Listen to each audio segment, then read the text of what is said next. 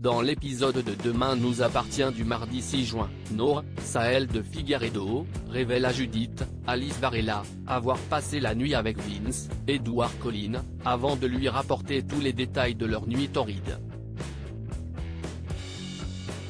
De quoi ravir son ami. Mais peu après, elle se rend chez Gabriel, Martin Mille, pour récupérer quelques affaires. L'ambiance n'est pas la même. Celui-ci remarque instantanément qu'elle porte les mêmes vêtements que la veille. Il comprend donc qu'elle a passé la nuit avec un autre homme et en déduit qu'il s'agit de Vince. Gabriel lui balance que si est un casso c'est qu'elle vaut mieux que ça. Un avis dont Nour se passerait bien.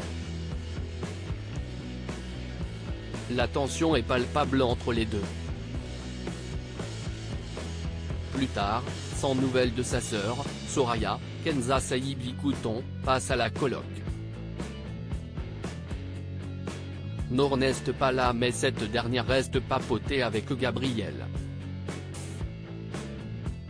Elle en profite pour lui suggérer de faire une colocation avec Nour, puisqu'ils s'entendent super bien et qu'ils sont pratiquement en couple. L'intéressée rectifie, elle tient trop à sa liberté pour ça. Ailleurs à 7, Dorian, Ryan Ubé, confie à Nathan, AD, qu'il a vraiment tapé dans l'œil de Luna, Paloma Reno. Il lui donne donc son numéro de téléphone mais le met en garde, si est une chouette fille donc il n'a pas intérêt à faire le con avec elle. Nathan s'empresse de l'appeler, et Luna lui propose de se retrouver dans une heure au Spoon. À peine arrivée, la jeune femme suggère à Nathan de s'éclipser pour un tête-à-tête.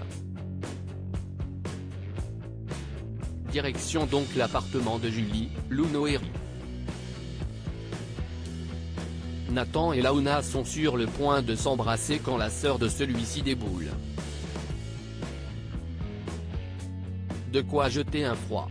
Mais compréhensive, l'étudiante en médecine a seulement pris un livre avant de leur laisser la maison.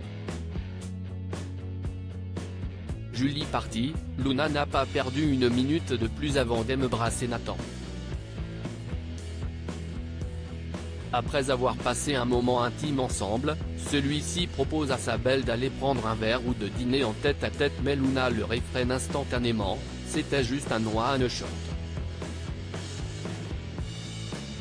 Georges envoie un message à Vanessa, celle-ci prend une terrible décision à son réveil. Victoire, Solène Hébert, découvre sur sa table de chevet une rose tigrée. Paniquée, elle s'enferme dans sa chambre et appelle Georges, Maëlle El Ajaoui, qui, au même moment, découvre que Bart, Hector Langevin, vient également d'en recevoir une. Ni une ni deux, le policier se rend au commissariat pour mettre la pression à celui qui a prêté à Vanessa sa voiture. Alors qu'il l'agresse physiquement, Aurore, Julie Desbazac, intervient, lui demande des comptes et lui rappelle qu'il a été écarté de l'affaire. Mais Georges lui révèle que la prisonnière en cavale ne compte pas se cacher mais tuer Victoire et Bart. Pendant ce temps, Eddie, François Berard, assure à Vanessa, Victoire d'Auxerre, que les enquêteurs ne peuvent pas remonter jusqu'à lui. Pour la rose du Spoon, il a utilisé un VPN et une fausse identité. Il est intraçable. Leur plan fonctionne à la perfection, avec les policiers mobilisés pour la protection de Bart et Victoire, il y en aura moins au barrage routier. Après avoir fui en Espagne, les deux tourtereaux ont prévu de s'envoler pour la Thaïlande. Au commissariat, Aurore commence à se douter qu'Eddie est le complice de Vanessa. D'autant qu'aucun corps n'a été retrouvé. Damien, Adrien Robe, débarque avec un message vocal que celui-ci a laissé à son épouse, il lui annonce qu'il ne reviendra pas, qu'il est tombé amoureux de quelqu'un d'autre. Cela ne fait donc plus aucun doute pour les policiers. De son côté, George envoie à Vanessa une vidéo de lui dans laquelle il lui fait une déclaration d'amour et lui assure que, si elle part, il ne s'en remettra pas. Si est-il leur ultime chance? Il ne fallait pas davantage pour retourner l'esprit de la principale intéressée, qui se montre plus distante que jamais avec Eddie.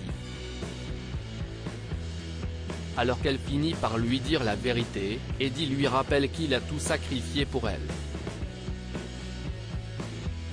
Vanessa lui promet alors que si est avec lui qu'elle veut partir. Mais en réalité, elle ne peut s'empêcher de regarder la vidéo de George en boucle. Et alors qu'Eddie dort, elle lui glisse à l'oreille qu'elle est désolée, avant de dégainer un couteau de boucher.